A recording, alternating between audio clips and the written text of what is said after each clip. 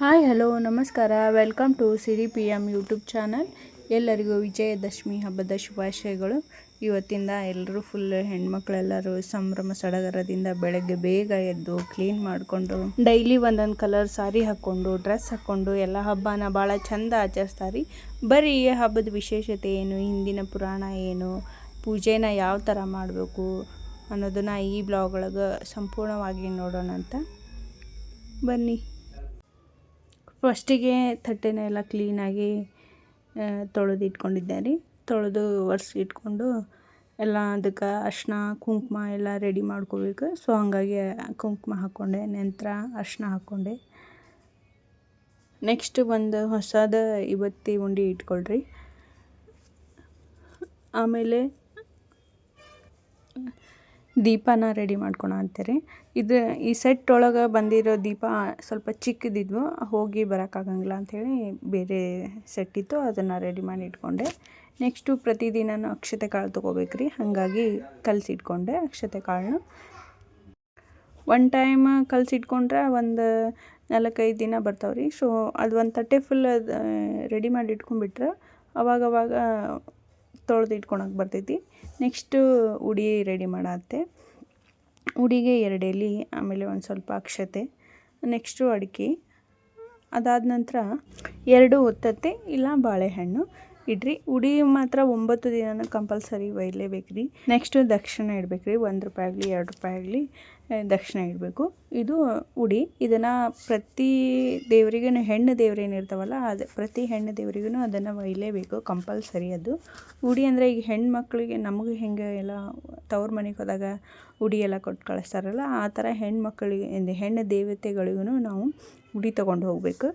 Next ಕಂಕಣ ರೀ. ಕಂಕಣ ರೆಡಿ ಮಾಡ್ಕೊಳತ್ತಿದ್ದೆ. ಏನೋ ಒಂದು ಪೂಜೆ ಆಗಲಿ ಕಂಕಣದಿಂದನೇ ಸ್ಟಾರ್ಟ್ ಮಾಡ್ಬೇಕು ರೀ. ಫಸ್ಟಿಗೆ ಅಲ್ಲಿ ದೇವಸ್ಥಾನಕ್ಕೆ ಹೋದ ತಕ್ಷಣ ಅಕ್ಕಿ ಕಾಳು ತೊಗೊಂಡು ಕಂಕಣ ಕಟ್ಕೊಂಡು ಆಮೇಲೆ ಪೂಜೆ ಸ್ಟಾರ್ಟ್ ಮಾಡಿರಿ. ಕೆಲವೊಬ್ಬರು ಪೂಜೆ ಎಲ್ಲ ಆದಮೇಲೆ ಕಂಕಣ ಕಟ್ಕೊತಾರೆ, ಅದು ಅಲ್ಲ. ಇವಾಗೆಲ್ಲ ಸ್ವಾಮಿಯರ ನೋಡ್ತಿರ್ಬೋದು ನೀವು. ಫಸ್ಟಿಗೆ ಎಲ್ಲರೂ ಕಂಕಣ ಕಟ್ಕೊಂಡು ಆದಮೇಲೆ ಪೂಜೆ ಸ್ಟಾರ್ಟ್ ಮಾಡ್ತಾರೆ. ಅದ ಕರೆಕ್ಟ್ ಅದ. ಕಂಕಣ ಕಟ್ಕೊಂಡು ನಾವು ಪೂಜೆ ಸ್ಟಾರ್ಟ್ ಮಾಡಬೇಕು.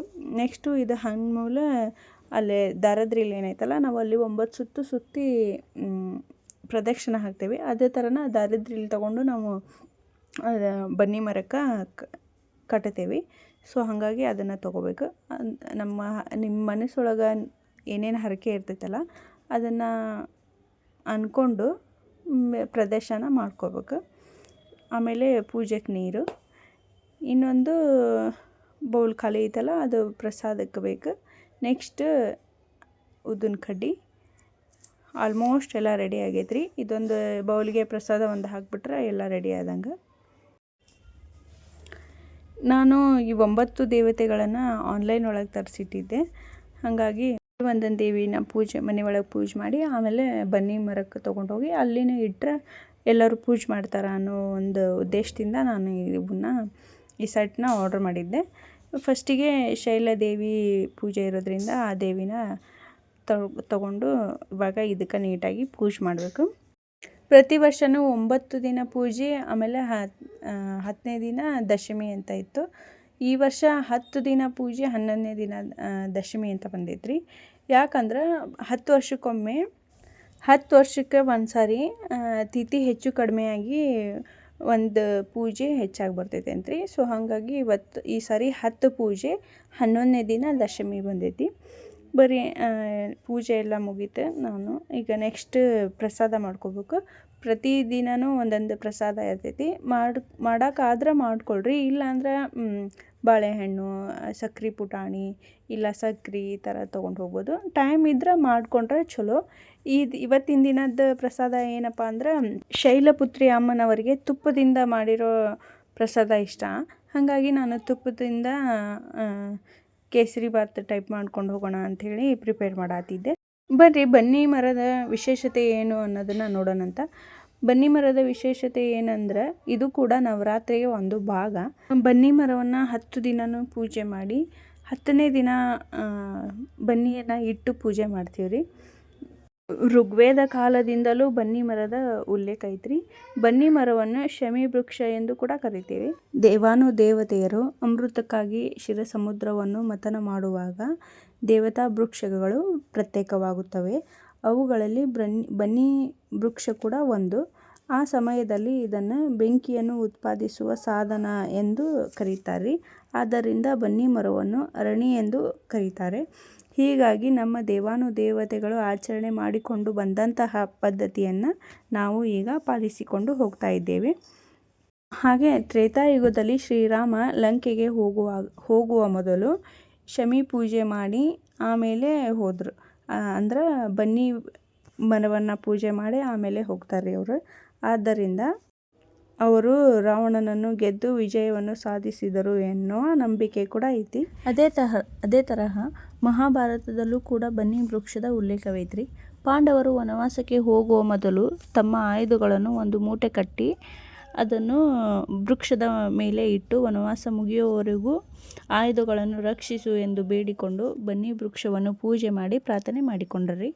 ನಂತರ ವನವಾಸ ಮುಗಿದ ನಂತರವೂ ಪೂಜೆ ಮಾಡಿ ಆಯುಧಗಳನ್ನು ತೆಗೆದುಕೊಂಡು ಆಯುಧಗಳ ಸಹಾಯದಿಂದ ಕೌರವರ ವಿರುದ್ಧ ಯುದ್ಧ ಮಾಡಿ ಗೆಲ್ಲುತ್ತಾರೆ. ಅಂದಿನಿಂದ ಯಾವುದೇ ಕೆಲಸ ಪ್ರಾರಂಭಕ್ಕೂ ಮೊದಲು ಬನ್ನಿ ವೃಕ್ಷದ ಪೂಜೆ ಮಾಡಿ ಬೇಡಿಕೊಂಡರೆ ಈ ಕೆಲಸಕ್ಕೆ ಸೋಲೇ ಇಲ್ಲ ಎಂಬ ನಂಬಿಕೆ ಪುರಾತನ ಕಾಲದಿಂದಲೂ ಇದೆ. ಬನ್ನಿ ಮರದ ಬಗ್ಗೆ, ಹಬ್ಬದ ಬಗ್ಗೆ, ಅದ್ರ ಹಿಂದಿನ ಪುರಾಣದ ಬಗ್ಗೆ ಎಲ್ಲ ತಿಳ್ಕೊಂಡ್ವಿ ರೀ. ನೋಡಿರಿ, ಸಿರಿನ ನಮ್ಮ ಜೊತೆ ಬೇಗನೆ ಎದ್ದು ಅವಳು ಬರ್ತೇನೆ ಅಂತ ರೆಡಿಯಾಗಿ ಬಂದಳು. ನಾವು ನಮ್ಮ ಮನೆ ಹತ್ತಿರ ಇರೋ ಚಾಮುಂಡೇಶ್ವರಿ ದೇವಸ್ಥಾನ ಕಡೆಗೆ ಬನ್ನಿ ವೃಕ್ಷ ಐತಿ, ಅಲ್ಲಿಗೆ ಬರ್ತೀವಿ ರೀ. ನೋಡಿರಿ, ಹಬ್ಬದ ಸಡಗರ ಎಷ್ಟು ಚಂದ ಐತಿ ಎಲ್ಲ, ಲೈಟಿಂಗ್ಸ್, ಆಮೇಲೆ ಹೆಣ್ಮಕ್ಳು ಎಲ್ಲ ಎದ್ದು ಬಂದಿರೋದು ಚಂದ. ಆಮೇಲೆ ನಾನು ಪೂಜೆ ತಟ್ಟೆ ಎಲ್ಲ ನೋಡಿರಿ ನೀವು, ಅದೇ ವಿಧಾನದಿಂದ ನಾ ಪೂಜೆ ಮಾಡ್ಬೇಕ್ರಿ ಎಲ್ಲರೂ. ಆಮೇಲೆ ಏರಿಯಾ ಫುಲ್ ಎಲ್ಲ ಹೆಣ್ಮಕ್ಳು ಬರೋ ಕಾರಣ ನಾವು ಜಾಸ್ತಿ ನೀರು ಹಾಕಿ ಪೂಜೆ ಮಾಡೋದು, ಅರ್ಶಿನ ಕುಂಕುಮ ಎಲ್ಲ ಜಾಸ್ತಿ ಹಚ್ಚೋದು ಆ ಥರ ಎಲ್ಲ ಮಾಡಬೇಡ್ರಿ. ಎಲ್ಲರಿಗೂ ಭಕ್ತಿ ಇರ್ತೈತಿ. ಸ್ವಲ್ಪ ನೀರು ಹಾಕಿ ಸ್ವಲ್ಪ ಅರ್ಶಿನ ಕುಂಕುಮ ಹಚ್ಚಿ ಎಲ್ಲ ಅವರು ಹಚ್ಚಕ್ಕೆ ಆಗ್ತಿರ್ಬೇಕು, ಅವ್ರಿಗೂ ನೀರು ಹಾಕಿ ಪೂಜೆ ಮಾಡೋಕೆ ಆಗ್ತಿರ್ಬೇಕು. ಆ ಥರನ ನಾವು ಮಾಡೋಣ, ಅವರಿಗೂ ಅವಕಾಶ ಕೊಡೋಣ. ನೆಕ್ಸ್ಟು ಚಾಮುಂಡೇಶ್ವರಿ ದರ್ಶನ ತೊಗೊಳಕ್ಕೆ ಬಂದ್ವಿ ರೀ. ಎಲ್ಲ ಪೂಜೆ ಎಲ್ಲ ಚಲೋ ಆಯಿತು. ಮೊದಲನೇದು ಶೈಲಪುತ್ರಿ ಅಮ್ಮನವರ ಪೂಜೆ ಮುಗಿಸ್ಕೊಂಡು ಈಗ ಚಾಮುಂಡಿ ಅಮ್ಮನವ್ರ ದರ್ಶನ ತೊಗೊಂಡು ಮನೆಗೆ ಹೋಗ್ತೇವೆ. ಅದೇ ಥರ ನಮ್ಮ ಗಣೇಶ ನಮ್ಮದು 21 days ಗಣೇಶ ಹೋಗಿಲ್ಲ. ಅದು ಇನ್ನೂ ಯಾವಾಗ ಹೋಗ್ತೈತೆ ಗೊತ್ತಿಲ್ಲ ರೀ, ಪೆಂಡಿಂಗ್ ಐತೆ ಅದು. ಅಲ್ಲಿ ಹೋಗೋಣ ಅಂಥೇಳಿ ಜಗಳ ಮಾಡಾದ್ಲು. ಸೊ ಅಲ್ಲಿ ಹೋಗಿ ದರ್ಶನ ತೊಗೊಳೋಣ ಅಂಥೇಳಿ ಅಲ್ಲಿಗೆ ಹೋಗಕ್ಕೆ ಬಂದ್ವಿ. ಆಮೇಲೆ ನಾಳೆ ರೆಡ್ ಐತೆ ನೋಡಿರಿ, ರೆಡ್ ಕಲರ್ ಸಾರಿ ಆಗಲಿ ಡ್ರೆಸ್ ಆಗಲಿ ಹಾಕ್ಕೊಳ್ರಿ. ಎಲ್ಲರಿಗೂ ಹಬ್ಬನ ಸಂಭ್ರಮ ಸಡಗರದಿಂದ ಆಚರಿಸೋಣ್ರಿ. ನಮ್ಮ ಗಣಪತಿ ದರ್ಶನನ ನಾವು ತೊಗೊಂಡ್ವಿ. ನಮ್ಮ ಸಿರಿ ಫೇವ್ರೆಟ್ ಗಣಪತಿ ರೀ ಇದು, ಬಿಗ್ ಗಣಪ ಅಂತ ಹೇಳ್ತಿರ್ತಾಳಕ್ಕಿ. ನಾನು ಈ ಬ್ಲಾಗ್ನ ಇಲ್ಲಿಗೆ ಏನು ಮಾಡ್ತೀನಿ ರೀ. ನಿಮ್ಗೆ ಈ ಬ್ಲಾಗ್ ಇಷ್ಟ ಆದ್ರೆ ಲೈಕ್ ಮಾಡಿರಿ, ಶೇರ್ ಮಾಡಿರಿ, ಕಮೆಂಟ್ ಮಾಡಿರಿ ಹಾಗೂ ಸಬ್ಸ್ಕ್ರೈಬ್ ಮಾಡಿರಿ. ಆಮೇಲೆ ಇನ್ನೊಂದು ಹೇಳಬೇಕು, ಎಲ್ಲರೂ ವಿಡಿಯೋನ ನೋಡ್ತೀರಿ ಬಟ್ ಲೈಕ್ ಮಾಡಲ್ಲ, ಸಬ್ಸ್ಕ್ರೈಬ್ ಮಾಡಲ್ಲ. ದಯವಿಟ್ಟು ಸಬ್ಸ್ಕ್ರೈಬ್ ಮಾಡಿರಿ, ಲೈಕ್ ಮಾಡಿರಿ. Thank you for watching this video.